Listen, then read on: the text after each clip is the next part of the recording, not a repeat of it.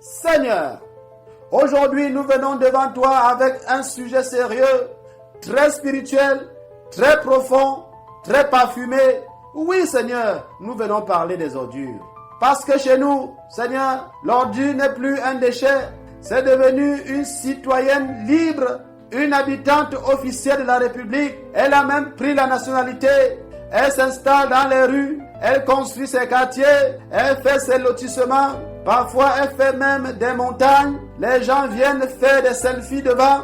Regardez nos villes. On dirait chaque carrefour a signé un contrat d'adoption avec une poubelle ouverte. Chaque trottoir est devenu un musée de plastique. Chaque caniveau est devenu un frigo à bouteilles vides. Et pendant ce temps, ceux qui sont chargés de nettoyer, eux, Seigneur, ils méditent, ils réfléchissent, ils observent les ordures comme si c'était une œuvre d'art contemporaine. Ils publient des communiqués très propres, très bien décrits, pendant que les rues, elles restent très sales. Nous voulons aussi prier pour ces responsables qui aiment couper des rubans, mais ne savent pas ramasser un papier par terre. Ceux qui font des conférences sur la propriété, mais jettent eux-mêmes les sachets par les vitres de leur voiture climatisée. Seigneur, regarde aussi les enfants citoyens, parce que parfois, nous-mêmes, nous sommes les ministres des ordures. On boit, on mange et on lance derrière soi. On ouvre la fenêtre,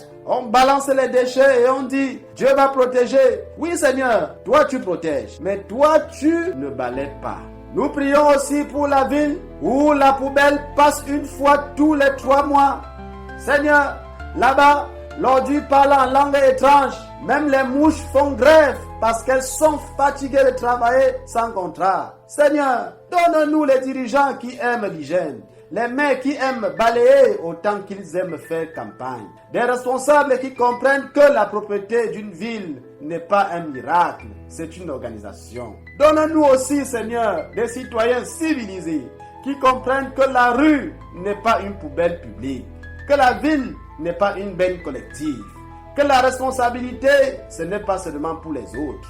Et pour ceux qui mangent l'argent de la gestion des déchets, donne-leur un jour un rendez-vous spirituel au milieu d'une décharge, juste pour qu'ils méditent sur leur choix. Seigneur, fais briller nos villes, pas seulement les jours de fête, mais tous les jours, parce qu'un pays propre, ce n'est pas un luxe, c'est juste du respect pour soi-même. Amen. Et Seigneur, si tu envoies une bénédiction spéciale, envoie-nous aussi des poubelles avec couvercle, s'il te plaît, Seigneur. Alléluia.